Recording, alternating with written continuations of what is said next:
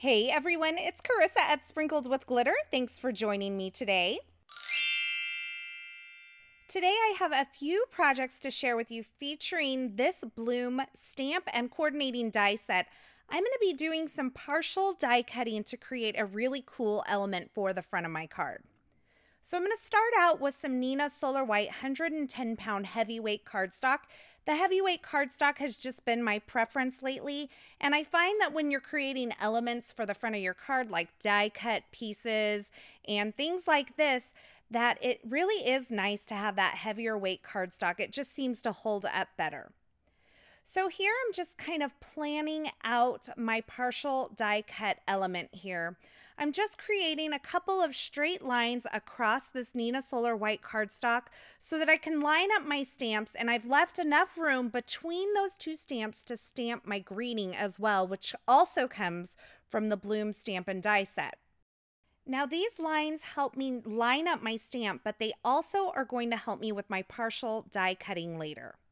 So I've placed this into my mini Misty, and I'm using some Gina K Jet Black Amalgam ink to stamp my images. I wasn't quite sure what I was going to use to color these images yet, so I went ahead and stamped them in this amalgam ink because I can use colored pencils, Copic markers, watercolors, water-based markers, anything like that with this ink, and I'll be good to go.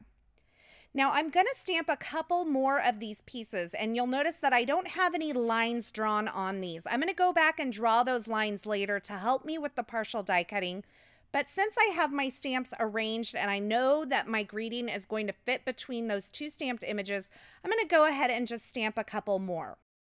So once I have my images stamped, I'm going to take the coordinating dies and I'm going to hold them in place over the images using some delicate surface painter's tape. You could use some washi tape or other type of low-tack tape. This is just my favorite for holding dies in place. I've never had problems with my paper ripping. And then I'm just going to take that piece, I'm going to put it into my die cut machine. And I'm using a small cutting plate here. You can get these, they go with the Sizzix SIDEKICK machine. I find a smaller plate is easier for me to use when I'm doing partial die cutting, but you could absolutely use a large plate as well. And what I've done is I've taken the edge of that plate and I've lined it up with my line. So I'm only cutting the part of the image that's above the line. Now I'm going to flip this around and I am going to line up my plate with that lower line to where I'm only cutting what's between those plates. So it's only the area below that pencil line that I've drawn. And when I take off my tape, you're going to see that I have kind of a funky looking thing here because nothing between those lines has been die cut, only the area above and below that pencil line. So to complete this piece, I just need to take this over to my trimmer and I need to line up my blade along that pencil line, and I'm going to cut right up to where that die cut. And then I'm going to pick up my blade and I'm going to skip over that middle area and then cut from that die cut to the edge as well. And you're going to see that I'm left with this piece with kind of a strip that's right in the middle for my sentiment and then my flowers on either side. So on the other side, I'm doing the same thing. I'm just using my blade to cut right up to where the die has cut. Then I'm skipping over the center and cutting the remainder on the other side of that die cut as well. So I'm left with this piece here, and now I can take my eraser and erase the pencil lines that are left over. And I'm left with this one kind of solid piece that will go on the front of my card. Now you can cut these separately. I just think this gives you kind of a cool look. And I'm just going to show you this against a piece of cardstock here so that you can see that one continuous piece that we've created. Now I haven't done any coloring yet. I'm going to do that towards the end, but you could absolutely color this first and then do your die cutting. Right now I'm going to line it up in my Misty with this thank you sentiment, and I'm going to heat emboss that on that strip that's in the center. So I'm just prepping the surface with my powder tool. I'm inking it up with some Versamark ink and I'm stamping it right into the center of that strip, and I'm pressing it down. And then I'm going to add some Brutus Monroe gilded embossing powder. This is a gold embossing powder. And I'm just going to sprinkle that on, tap off the excess, and then I'm going to heat set that with my heat tool until it's all melted.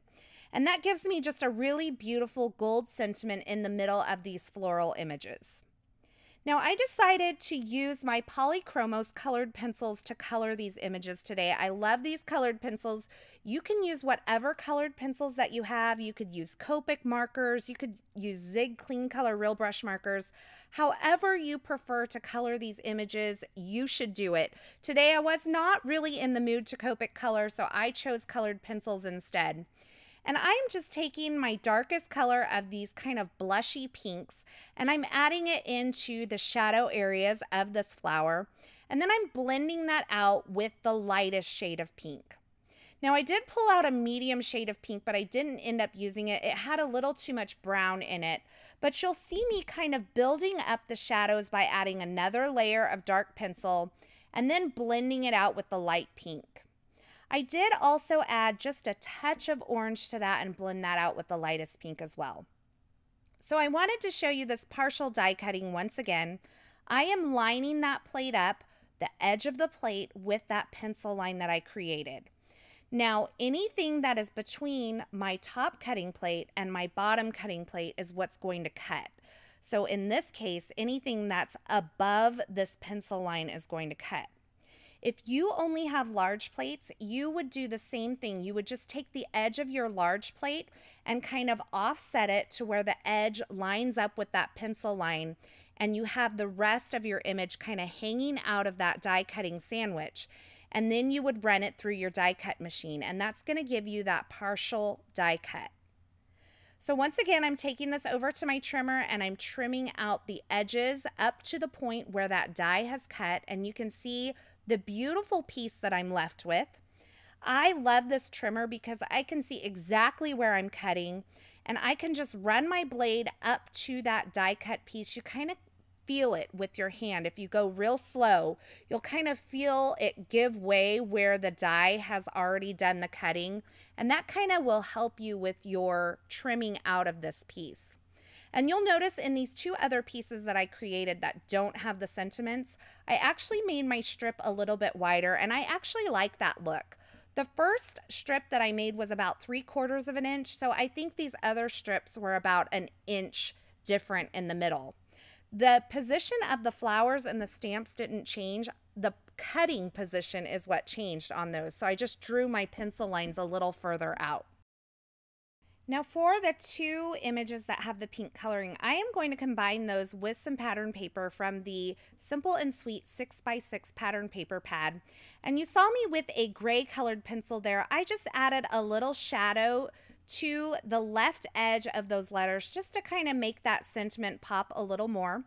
And then I took a strip of light gray cardstock and put that along the back to where you could see it on either edge of that strip. I just thought that added a nice little touch. And now I'm going to add a double layer of foam adhesive behind this entire piece.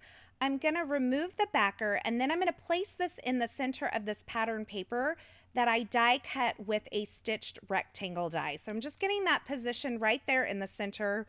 Because the lines of this kind of radiate out from the center, I thought the center positioning was best for this piece of pattern paper.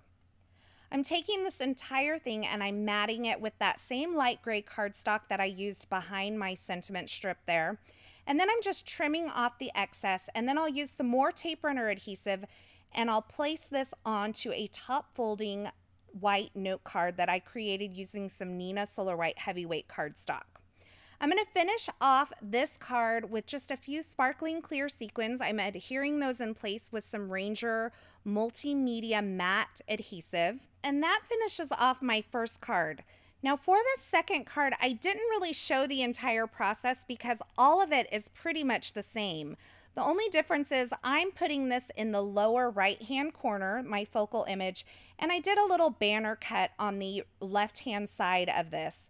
My sentiment also says thinking of you instead of thank you, but I did add the shading with that gray colored pencil as well.